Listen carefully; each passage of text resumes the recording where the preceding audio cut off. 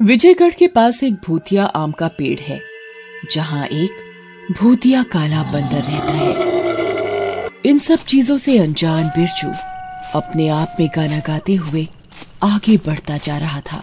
I am a disco dancer, ये I am a disco dancer, जिंदगी मेरा गाना, मैं किसी का दीवाना, तो झूमो तो नाचो, आओ मेरे साथ नाचो गाओ। तभी उसे सामने एक आम का पेड़ दिखाई देता है, लेकिन उस आम के पेड़ की खासियत ये थी कि उसके फल सोने के थे। बिरजू के मन में लालच आ जाता है और बिरजू कुछ सोने के आम को तोड़ लेता है और फिर उसी रास्ते में आगे चलने लगता है। कुछ दूर चलते ही उसके पीछे से उसकी माँ की आवाज आती है, अरे बिरजू, इतनी रात गए इस रास्ते पर क्या कर रहा है?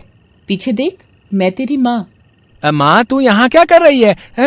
इतना कहते हुए बिरजू हैरानी से पीछे देखता है, लेकिन वहाँ कोई नहीं होता।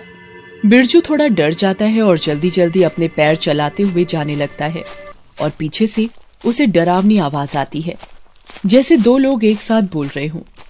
तू अब मरने के लिए तैयार हो जा।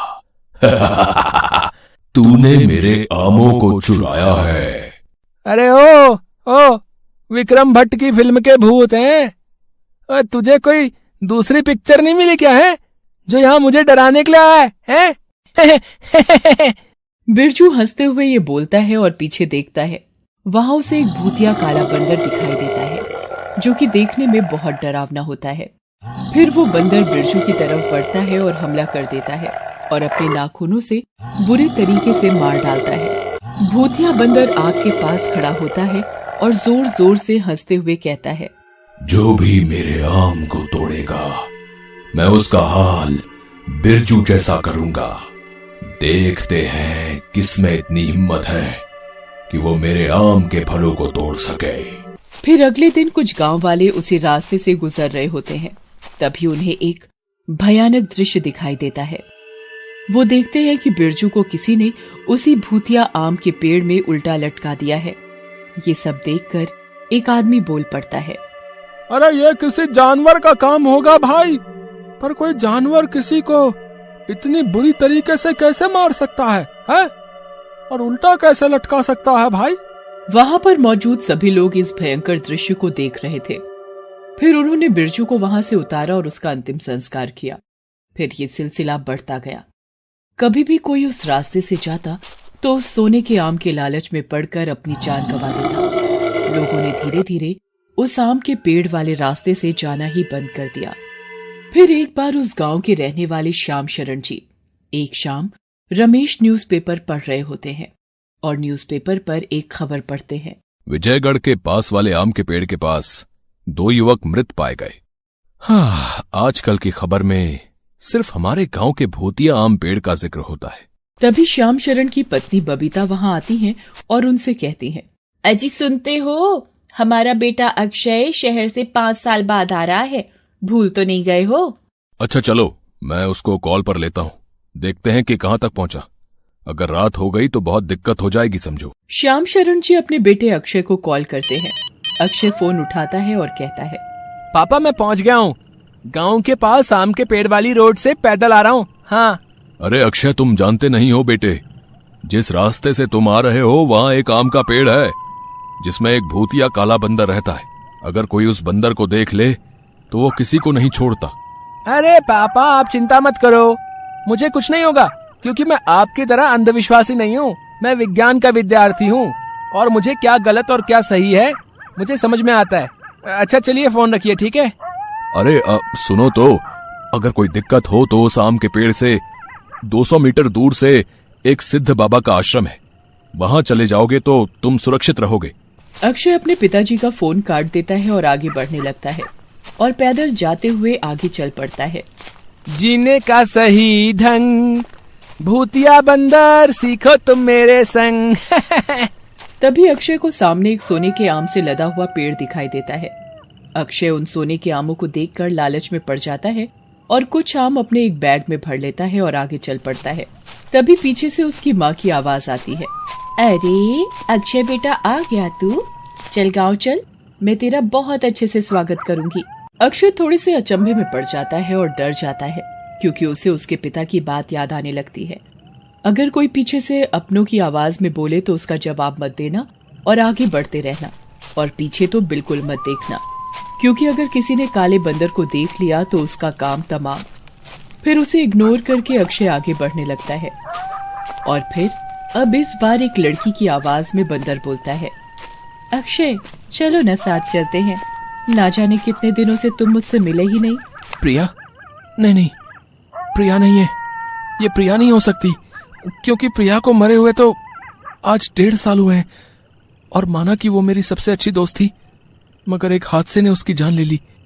लेकिन मैं पीछे नहीं देखूंगा और इसे जवाब भी नहीं दूंगा।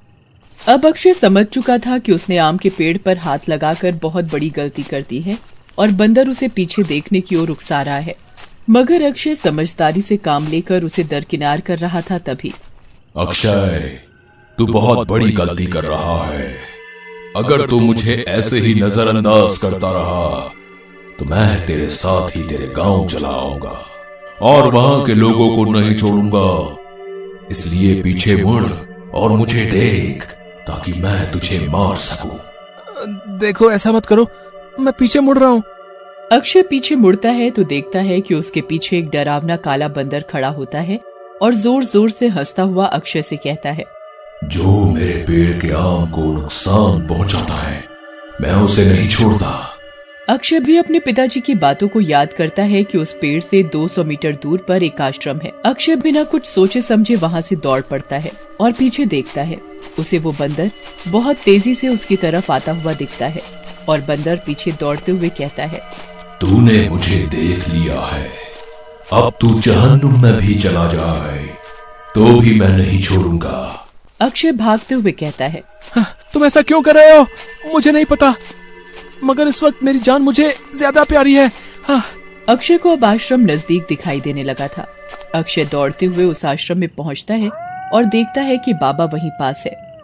घबराते हुए वो बाबा के पास जाता है और कहता है, बाबा, वो बंदर कौन है और मेरे पीछे क्यों पड़ा हुआ है वो? तुम इस आश्रम में पूरी तरह से सुरक्षित हो, मैं सब जानता हूँ। बाबा, मुझे उस भूतिया बंदर से बचा लीजिए। उसने मुझसे कहा कि चाहे मैं जहन्नुम में भी चला जाऊं, वो मुझे नहीं छोड़ेगा। तुमने उसके सोने के आम को चुराया होगा, इसलिए उसने तुम्हारा पीछा किया और तुम्हें मारने का प्रयास भी किया। असल में करीब 300 साल पहले उस काले बंदर के मालिक ने उस बंदर को आम की रक्षा के लिए लगाया था, मगर कुछ लोगों ने आम के लालच में आकर उस बंदर को मार दिया और आमों को चोरी करके ले गए।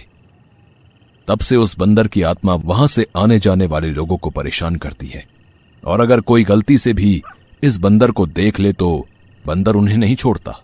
बाबा, क्या भूतिया बंदर से बचने का कोई रास्ता है? हाँ है। तो मुझे बताइए ना, क्या है? बहुत मुश्किल है, पर सुनो, उस बंदर की आत्मा उसके आम के पेड़ में बसती है।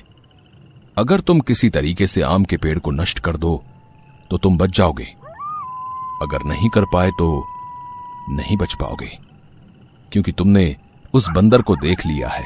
बाबा, मेरी हालत तो ऐसी है जैसे आगे कुआं पीछे खाई, उस बंदर के कारण मेरी शामत आई। देखो, अभी शायरी का वक्त नहीं है, मैं तुम्हारी कुछ मदद कर सकता हूं, लेकिन अगर तुम सीधे ही आश्रम से बाहर निकल जाओगे तो वो तुम्हें मार डालेगा और तुम अपने लक्ष्य तक नहीं पहुंच पाओगे। बाबा, मुझे क्या करना होगा? मैं तुम्हें एक चमत्कारी लॉकेट दूंगा जो तुम्हें उस बंदर से 1 घंटे तक बचा कर रख सकता है। अभी रात के 11 बज रहे हैं, इसका असर 12 बजे तक रहेगा। अगर तब तक तुम उस पेड़ को काट दोगे या जला दोगे तो तुम बच जाओगे।